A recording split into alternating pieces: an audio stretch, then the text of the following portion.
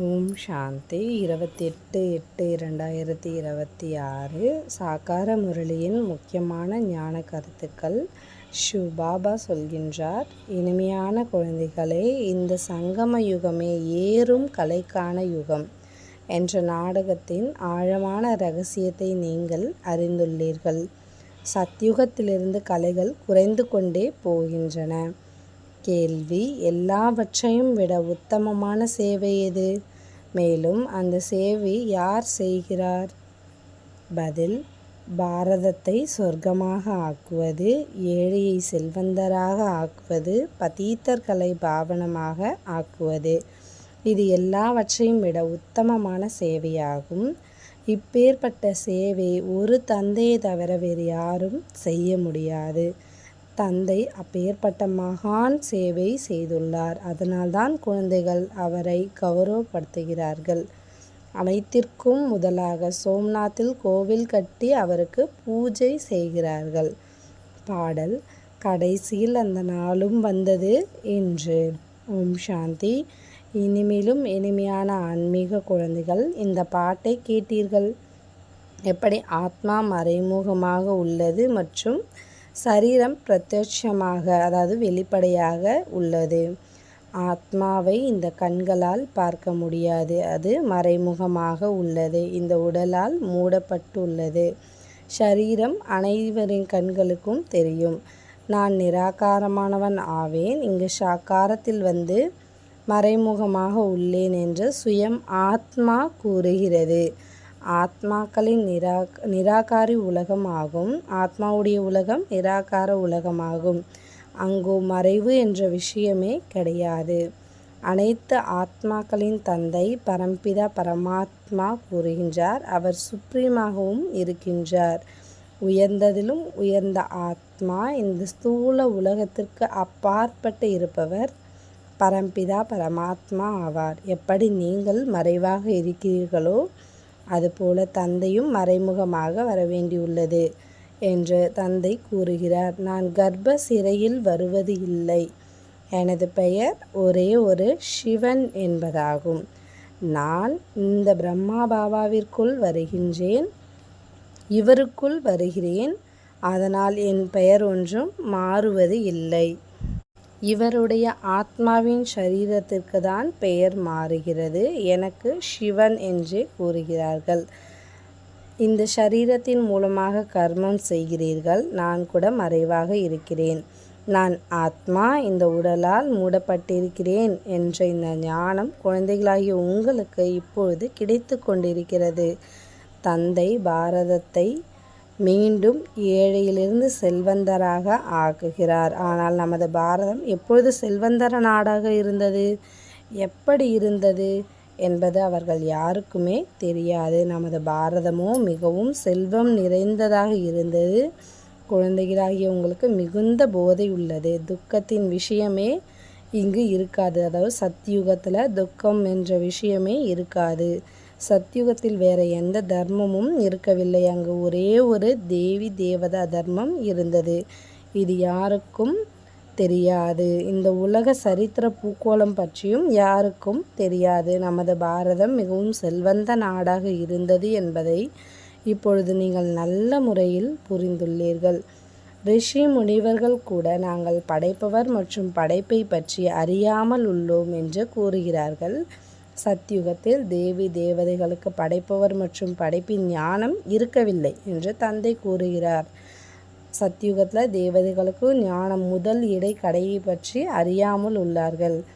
அப்படி அவர்கள் தெரிந்திருந்தால் நாங்கள் படியிறங்கி பாதாளத்திற்கு சென்று விடுவோம் என்ற ஞானம் ஒருவேளை அவர்களுக்கு இருந்திருந்தது என்றால் அரசாட்சியின் சுகம் கூட இல்லாமல் போய்விடும், கவலை ஏற்பட்டுவிடும்.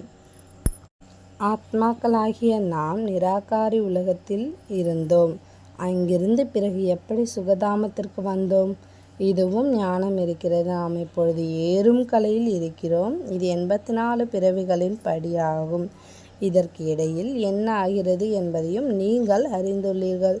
சத்யுகத்தில் எல்லோரும் வரமாட்டார்கள். நாடகப்படி ஒவ்வொரு நடிகரும் வரிசை கிரமமாக அவரவர் நேரத்தில் வந்து பாகத்தை ஏற்று நடிப்பார்கள். ஏழை பங்காளன் என்று யாருக்கு கூறப்படுகிறது என்பதை இப்பொழுது குழந்தைகளாகிய நீங்கள் அறிந்துள்ளீர்கள்.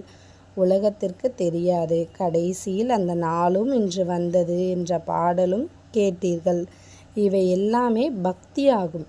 பகவான் எப்பொழுது வந்து பக்தர்களாகிய நம்மை இந்த பக்தி மார்க்கத்திலிருந்து விடுவித்து சத்கதியில் அழைத்து செல்கிறார் என்பதையும் புரிந்துள்ளீர்கள்.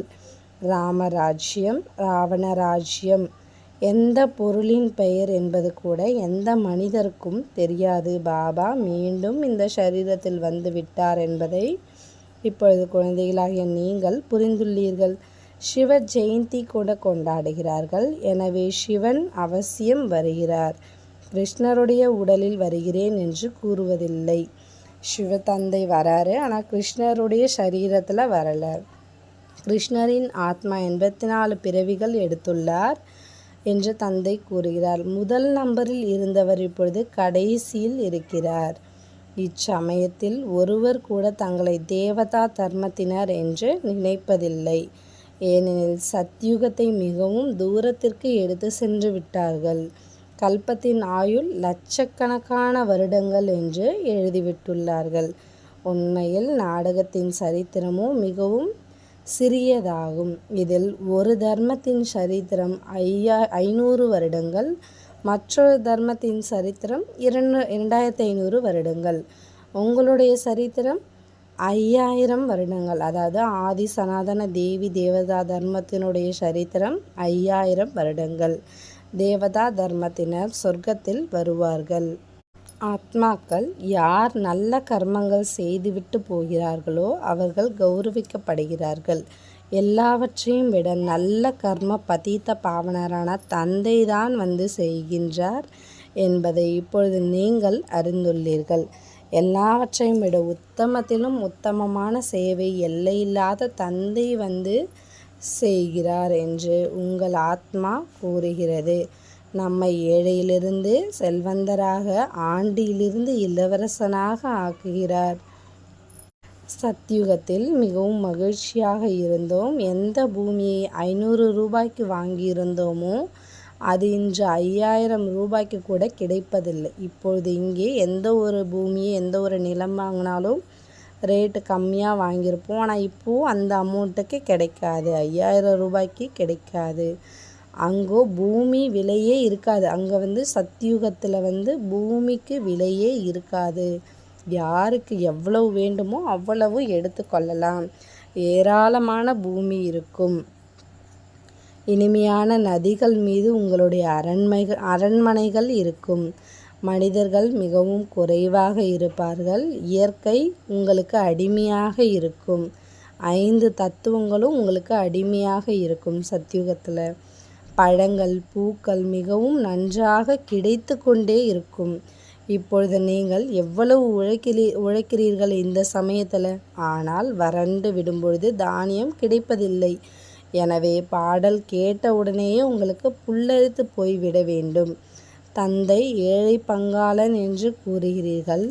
இப்பொழுது அர்த்தம் புரிந்ததல்லவா? யாரை செல்வந்தர்களாக ஆக்குகிறார்? அவசியம் யார் இங்கு வருகிறார்களோ அவர்களை செல்வந்தராக ஆக்குபவர் அல்லவா? நாம் பாவன நிலையிலிருந்து பதீதமாக ஆவதில் 5000 வருடங்கள் பிடித்தன என்பதை குழந்தைகளாகிய நீங்கள் அறிந்துள்ளீர்கள். இப்பொழுது பின்னர் சட்டென்று பாபா பதீத்த நிலையிலிருந்து பாவனமாக ஆக்குகிறார். இந்த ஒரு பிறவியில் பதீத்தத்திலிருந்து பாவனமாக ஆக்குகிறார். உயர்ந்ததிலும் உயர்ந்தவராக ஆக்குகிறார். ஒரு நொடியில் ஜீவன் முக்தி கிடைத்து விடுகிறது. பாபா நாங்கள் உங்களுடையவர் ஆவோம் என்று கூறுகிறார்கள். குழந்தைகளே, நீங்கள் உலகின் அதிபதி ஆவீர்கள் என்று தந்தை கூறுகிறார். பையன் பிறந்தவுடனேயே வாரிசு ஆகிவிடுகிறார் இல்லையா? தந்தைக்கு குழந்தை பையன் பிறந்தாலே வாரிசு. எவ்வளவு குஷி ஏற்படுகிறது. ஆனால் பெண் குழந்தையை பார்த்தவுடனே முகம் தொங்கி விடுகிறது. இங்கோ அனைவருமே ஆண் குழந்தைகள். அனைத்து ஆத்மாக்களுமே ஆண் குழந்தைகள் ஆவார்கள். நாம் சொர்க்கத்தின் அதிபதி ஆகிவிட்டோம். நாம் 5000 வருடங்களுக்கு முன்னால் சொர்க்கத்தின் அதிபதியாக இருந்தோம். இப்பொழுது தெரிய வந்துள்ளது. நாம் போன கல்பத்திலையும் அதிபதியாக இருந்தோம், இப்பொழுதும் அதிபதியாக ஆகப் போகின்றோம். ஆத்மாக்களாகிய உங்களுக்கு இப்பொழுது அறிவுரை கிடைத்து கொண்டிருக்கிறது. ஆத்மா சரீரத்தின் மூலமாக கேட்கிறது. அப்பொழுது சரீரம் ஊஞ்சல் ஆடுகிறது. ஏனென்றால் ஆத்மாதான் கேட்கிறது அல்லவா? உண்மையில் ஆத்மாவாகிய நான் 84 பிறவிகள் எடுத்துள்ளேன்.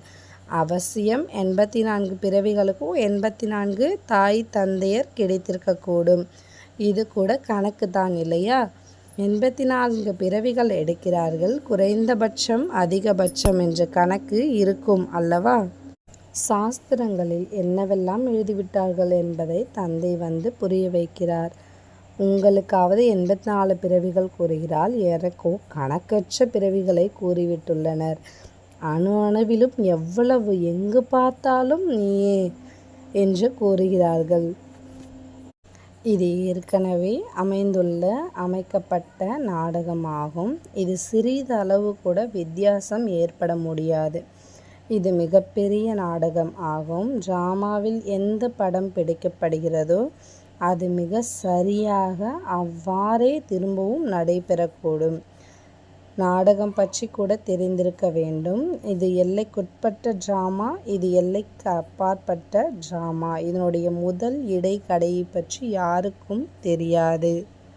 நீங்கள் வருங்காலத்தில் நரனிலிருந்து நாராயணன் ஆகிறீர்கள். உங்களுக்கு ஜென்மம் இருக்கிறதல்லவா? அப்படியன்றி சொர்க்கம் ஏதோ சமுத்திரத்திலிருந்து வெளிவரும் என்பது அல்ல.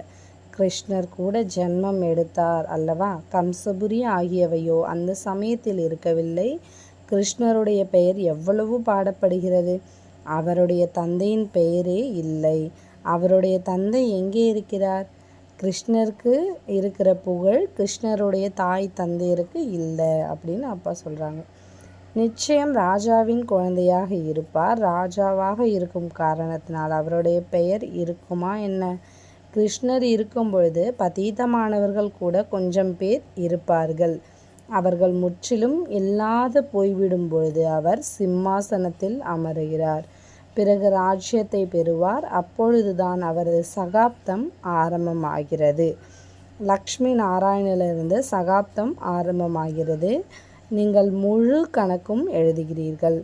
இவர்களுடைய ராஜ்யம் இவ்வளவு காலம், பிறகு இவர்களுடையது இவ்வளவு காலமாக, கல்பத்தின் ஆயுள் நீண்டதாக இருக்கவே முடியாது என்பதை மனிதர்கள் புரிந்து கொண்டு விடுவார்கள். 5000 வருடங்களின் முழு கணக்கு இருக்கிறது. நல்லது. இனிமேலும் இனிமையான காணாமல் போய் வெகு காலம் கழித்து கண்டெடுக்கப்பட்ட செல்லமான குழந்தைகளுக்கு தாயும் தந்தையுமாகிய பாப் தாதாவின் அன்பு நினைவுகள் மற்றும் வணக்கம். ஆன்மீக குழந்தைகளுக்கு ஆன்மீக தந்தையின் நமஸ்காரம். ஆன்மீக தந்தைக்கு ஆன்மீக குழந்தைகளின் நமஸ்காரம். தாரணைக்கான முக்கிய சாரம்: 1. படைப்பவர் மற்றும் படைப்பின் ஞானத்தை புத்தியில் இருத்தி சதோபிரதானம் ஆவதற்கான முயற்சி செய்ய வேண்டும். நாம் சதோபிரதானமாக அவசியம் ஆக வேண்டும் என்ற ஒரே ஒரு கவலை மட்டும் கொள்ள வேண்டும். 2. இந்த எல்லையில்லாத நாடகத்தை புத்தியிலிருந்து அளவற்ற குஷியில் இருக்க வேண்டும். தந்தைக்கு சமமாக மதிப்பை பெறுவதற்காக பதீதர்களை பாவனமாக ஆக்கும் சேவை செய்ய வேண்டும். வரதானம்: அதிகாரத்தின் நினைவின் மூலம் சர்வ சக்திகளின் அனுபவம் செய்யக்கூடிய பிராப்தி சொரூபம் ஆகுக. வரதானத்திற்கான விளக்கம்: புத்தியின் சம்பந்தம் ஒரு தந்தையிடம் சதா ஈடுபட்டிருந்தால் அந்த சர்வ சக்திகளின் ஆஸ்தி அதிகார ரூபத்தில் பிராப்தியாக கிடைக்கும். யார் அதிகாரி என்று புரிந்து கொண்டு ஒவ்வொரு காரியமும் செய்கிறார்களோ அவர்கள் சொல்வது மற்றும் சங்கல்பத்திலும் யாசிக்க வேண்டிய அவசியம் இருக்காது. இந்த அதிகாரி என்ற நினைவுதான் சர்வ சக்திவான் பிராப்தியை அனுபவம் செய்விக்கிறது. எனவே சர்வ சக்திகளும் எனது பிறப்புரிமை என்ற போதை இருக்க வேண்டும். அதிகாரி ஆகி நடந்து கொண்டீர்கள் எனில் அடிமைத்தனம் நீங்கிவிடும். ஸ்லோகன்: சுயத்தின் கூடவே இயற்கையையும் தூய்மையாக ஆக்க வேண்டுமெனில் முழுமையாக பற்றுதலில் இருந்து விடுபடுங்கள். அவ்யக்த சமிக்கை: அபவித்திரதாவின் விதையையும் கூட அழித்து முழுமையான தூய்மையானவர் ஆகுங்கள். தூய்மை என்ற விரதம் உறுதியானதாக இருந்தால் பற்றுதல், பொறாமை மற்றும் கோபத்திலிருந்து விடுபட்டவர்களாக ஆகுங்கள். இந்த சிடு தன்மையும் கூட இருக்கக்கூடாது. இது நடந்தே ஆக வேண்டும் என்ற பற்றுதலும் இருக்கக்கூடாது. சுயநலம் அல்லது பொறாமைக்கு வசமாகி எந்த ஒரு விஷயம் கூறினால் அது நிறைவேறவில்லை எனில் கோபம் வந்துவிடும். ஆகையால் தூய்மையின் தூணை உறுதியானதாக ஆக்குங்கள். பிறகு இந்த தூண் கலங்கரை விளக்காக வேலை செய்யும். நல்லது. ஓம் சாந்தி.